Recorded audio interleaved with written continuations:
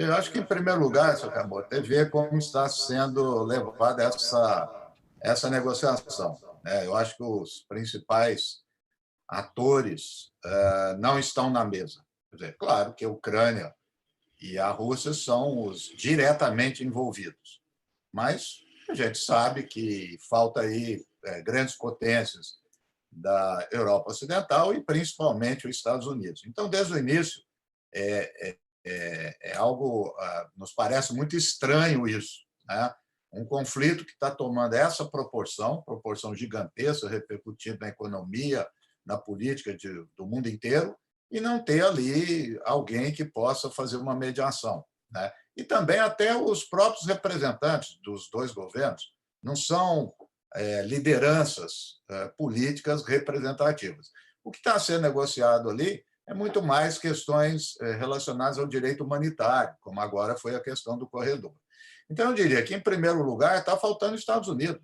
Não há dúvida nenhuma. Acho que não precisa disfarçar isso. Quer dizer, os Estados Unidos é o grande ator nesse momento. O Joe Biden encontrou com o Putin em dezembro, onde, a partir desse encontro que não houve negociação, as coisas começaram a piorar. Falta a Alemanha, né, na mesa, a Alemanha que tem relações econômicas muito próximas com a Rússia, falta a França, enfim, faltam aqueles que poderiam fazer uma mediação e, sobretudo, a China, né? A China, eu acho que hoje seria um dos mais qualificados por transitar bem, tanto com a Rússia como com a Europa e os Estados Unidos.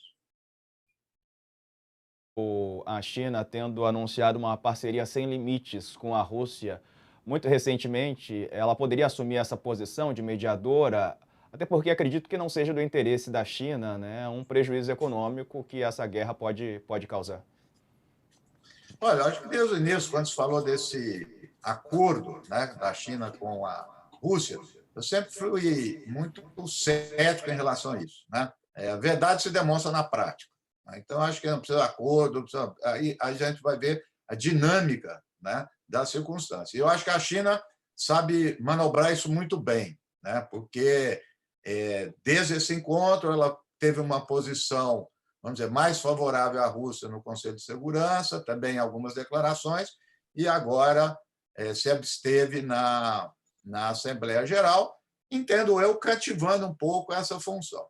Olha, quanto à repercussão, veja, vai ser discutida aqui a questão do Brasil, mas a repercussão, que me parece, é para todo mundo, inclusive para os Estados Unidos. Quer dizer, eu acho que isso os custos eles são altos para todo mundo. Resta saber, né, na cabeça desses atores que estão envolvidos, se esses custos compensam.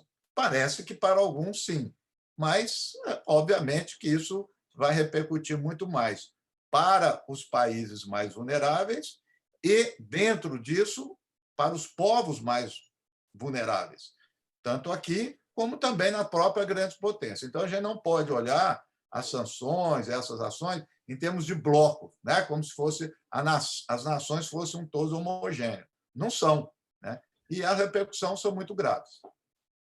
Acho que era isso que eu queria também abordar um pouco, Reginaldo.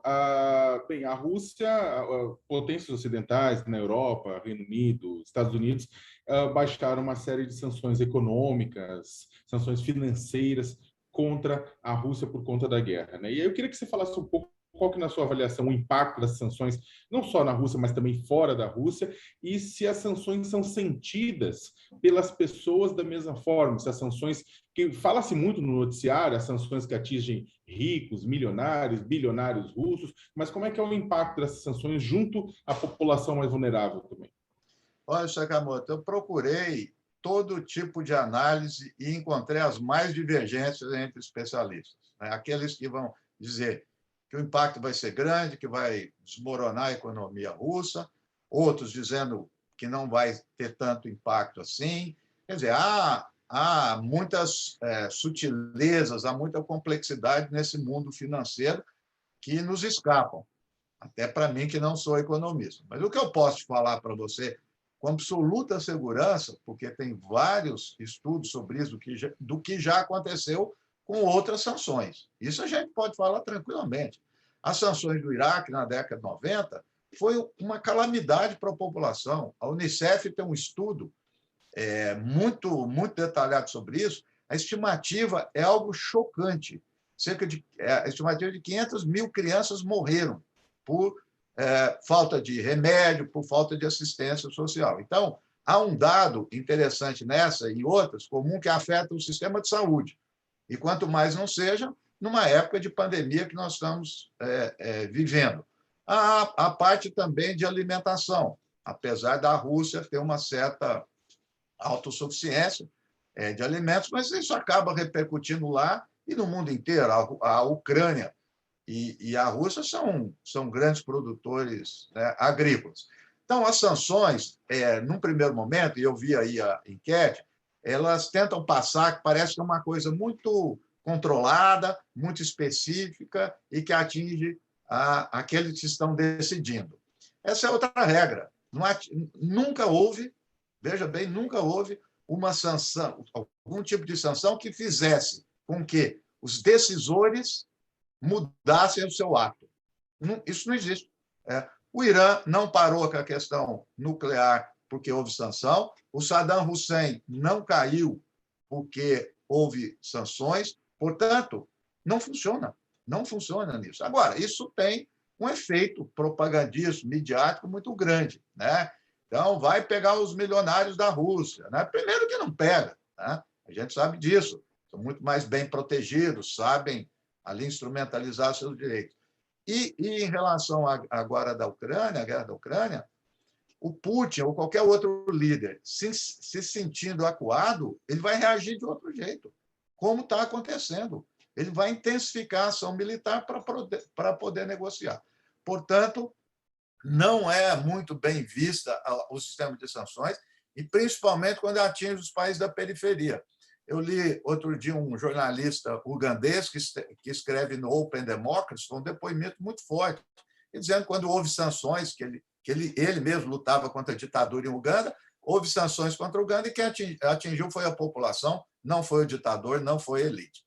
Então, as sanções é um sistema muito cruel, invisível e, por vezes, mata mais do que a ação militar. Professor, quem está mais na mão de quem?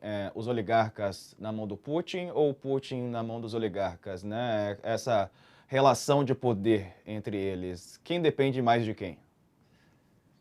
Eu acho que não dá para saber quem depende mais. Há uma relação aí de compadrio entre eles, né? Há uma relação de compadrio. Mas, de toda forma, a gente sabe o que houve no passado, né? Que é uma questão clássica. O Putin se aliou a alguns para derrotar outros. E isso pode ser feito agora também. Pelo que se sabe, então, a falta de informação muito grande, o Putin ainda tem o controle do aparato militar, do aparato de inteligência, e ainda, ao que tudo parece, tem um certo apoio popular, apesar de estar numa situação difícil, né? E eu vou relacionar essa questão com a anterior, porque ela também é importante. Por vezes, as sanções têm um efeito reverso, de aguçar o sentimento nacional, porque está prejudicando toda a população. Então, a intenção inicial é que as pessoas vivendo mal vão se revoltar contra seus governantes. Essa é a lógica que se espera. Mas, por vezes, é o reverso, né? Quer dizer, é o sentimento de unidade nacional, porque você está atacando uma nação. E o que nós temos visto, né? Quer dizer, inauguramos a época da russofobia, né? Chegou até a proibir Dostoiévski na Itália, voltar atrás, na parte de esportes. Ou seja, quando você vai acuando um país, esse país é muito difícil ele se dobrar. E eu estou falando de país da periferia, quanto mais não seja uma grande potência. Então, isso vai ser muito difícil conseguir encontrar algum tipo de divisão. E se houver, vamos colocar a suposição, é guerra civil. Não vai ser deposição pura. É uma guerra civil. E guerra civil dentro de grande potência é um negócio horroroso, uma potência nuclear. Então, ou seja, a situação é muito perigosa. E eu fico lamentando chegar a isso. Quer dizer, ninguém está colocando proposta de negociação. Nenhuma, não estou vendo nesse momento.